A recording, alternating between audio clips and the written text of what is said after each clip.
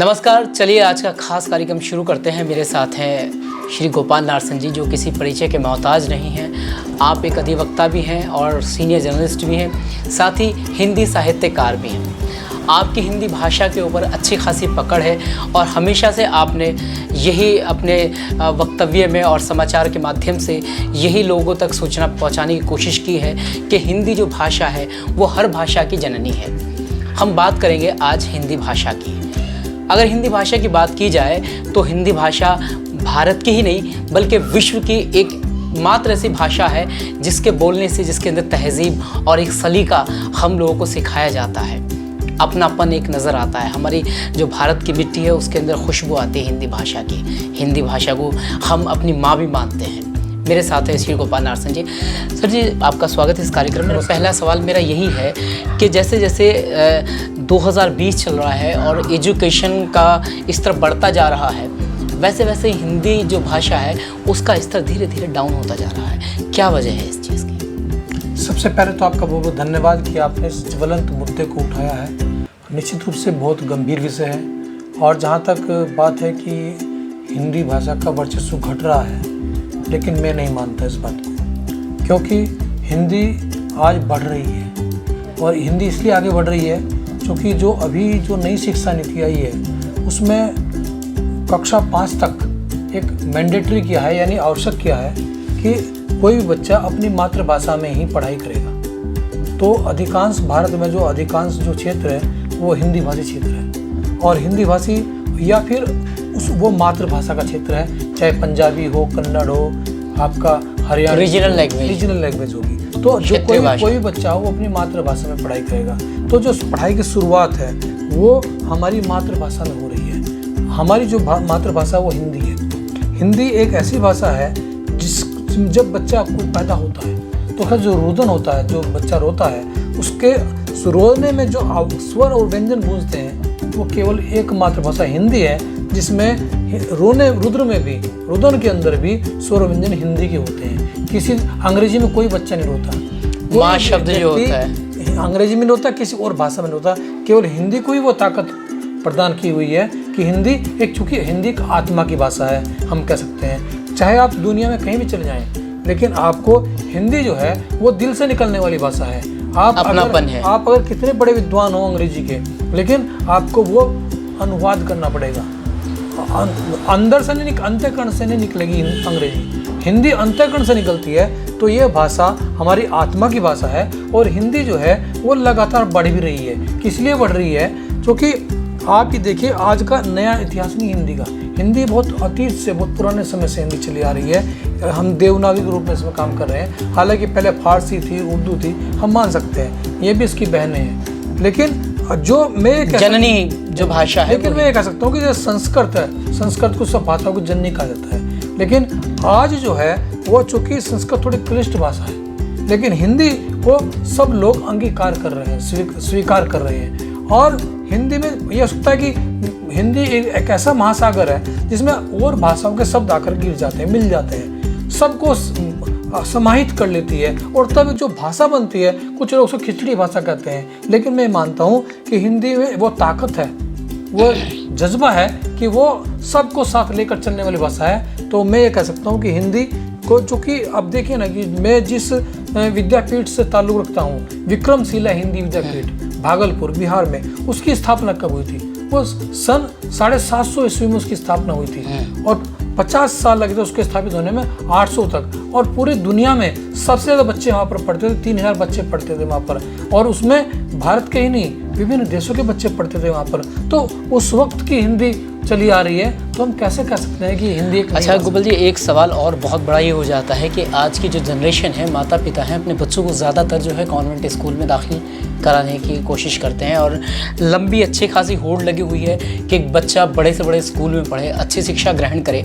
और जब बात आती है शिक्षा की, अगर बच्चा स्कूल से आकर अंग्रेज़ी में अपने माता पिता से किसी तरह के सवाल करता है या अंग्रेज़ी बुकों का स्टडी करता है, किसी चीज़ को पढ़ने की कोशिश करता है, तो उसको बहुत एक मानते हैं कि बहुत अच्छे स्कूल में पढ़ रहा है और भले ही वो भाषा है, एक अंग्रेज़ी भाषा है, लेकिन अगर वही चीज़ वो हिंदी में कर रहा है तो उसको इतने ज़्यादा प्रायोरिटी नहीं दी जाती और उसको थोड़ा सा झुककर चलना पड़ता है, अपने आप को एक हीन मानता है। आज अगर कोई अच्छे कारोबारी है या फिर मल्टीनेशनल कंपनी में कोई जॉब करता है तो सबसे पहले एक ही बात आती है कि आपकी अंग्रेज़ी कितनी पावरफुल है। तो अगर आप अंग्रेज़ी में बहुत ज़्यादा निपुण हैं तो जाहिर सी बात है आपको काम के अंदर काफ़ी सारी चीज़ें दी जाएंगी। भले ही वहाँ आपको हिंदी काम करना पड़े, लेकिन आपकी लैंग्वेज अंग्रेज़ी होना बहुत ज़रूरी है। इससे क्या कहेंगे? देखिए, हम अंग्रेजी के विरोधी नहीं हैं।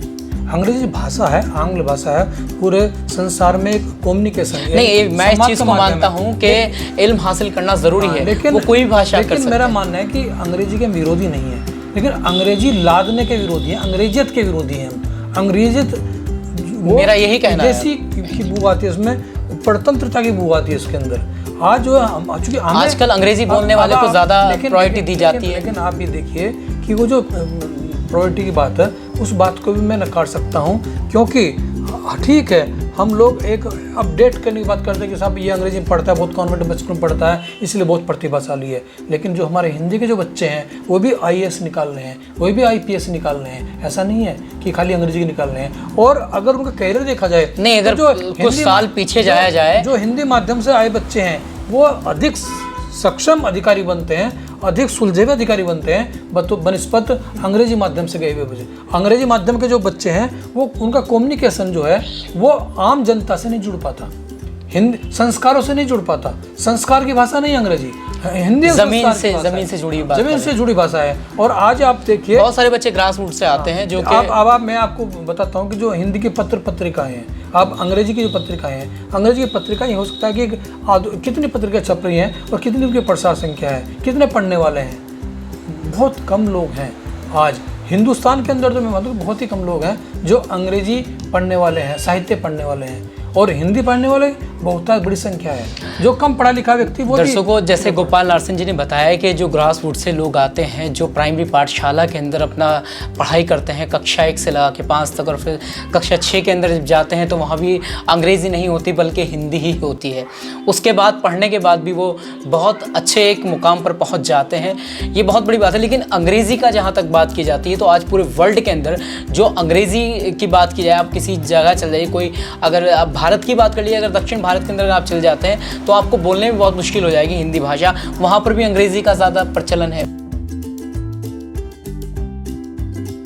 हाँ, पर नहीं, ये तो मांग बहुत लंबे समय से हम कर रहे हैं कि हिंदी को राष्ट्रभाषा घोषित किया जाए, ये बिल्कुल हमारा अधिकार भी बनता है। लेकिन जहाँ तक बात यह है कि हिंदी समझ नहीं आती, ऐसा नहीं है। हिंदी अगर ऐसा होता, फिल्में जो हमारी हिंदी फिल्में जो हैं वो पूरे संसार में प्रसिद्ध हैं। तो ऐसा अंग्रेजी पढ़ने वाले लोग, जानने वाले लोग हिंदी बहुत अच्छी तरह से हिंदी फिल्में देखते हैं। या कुछ लोगों की मानना ये है कि जो अंग्रेजी बोलते हैं वो ज़्यादा पढ़े लिखे होते हैं। देखिए, मैं आपको बताऊँ कि आज भी जो हिंदी विद्वान है वो बहुत कम ऐसे हैं, क्योंकि हिंदी बहुत क्लिष्ट भाषा है, आसान भाषा नहीं हिंदी भी। हाँ, हिंदी ज़्यादा मुश्किल है। अब अंग्रेजी में तो 26 अक्षर हैं और हिंदी में जो 52 अक्षर है, तो हिंदी तो बड़ी है।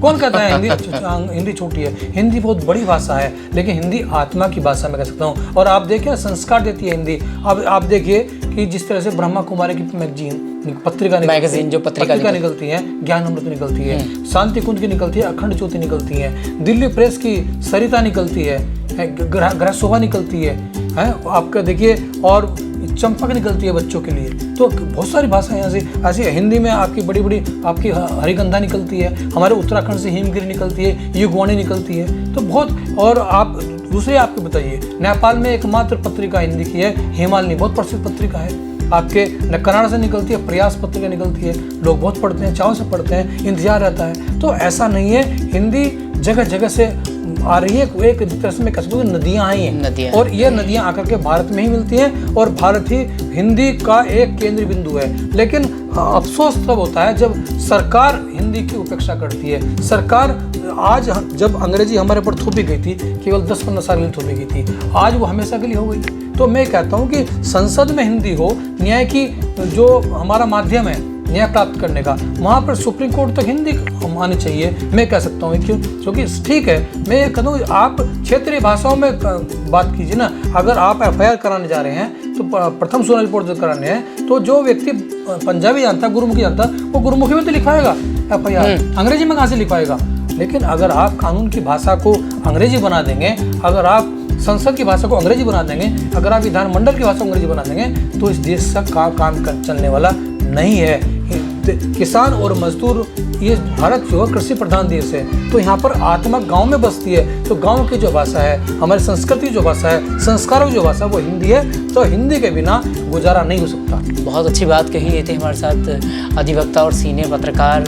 और हिंदी की अगर बात की जाए तो हिंदी पर अच्छी खासी श्री गोपाल नारसन जी की पकड़ रहेगा। धीरे धीरे कृषि प्रधान देश हमारा भारत है और हिंदी इस देश की आत्मा है, हमारी माँ है। जब हिंदी में कोई चीज़ हम बोलते हैं, भाषा वार्तालाप अगर हिंदी भाषा में करते हैं तो उसके अंदर एक खुशबू आती है मिट्टी की। ये था हमारा खास कार्यक्रम शख्सियत और मेरे साथ है श्री गोपाल नारसन जी और मैं हर्ष हसीन, और आप देख रहे हैं हमारा खास कार्यक्रम हिंदी भाषा देश की भाषा। नमस्कार, धन्यवाद।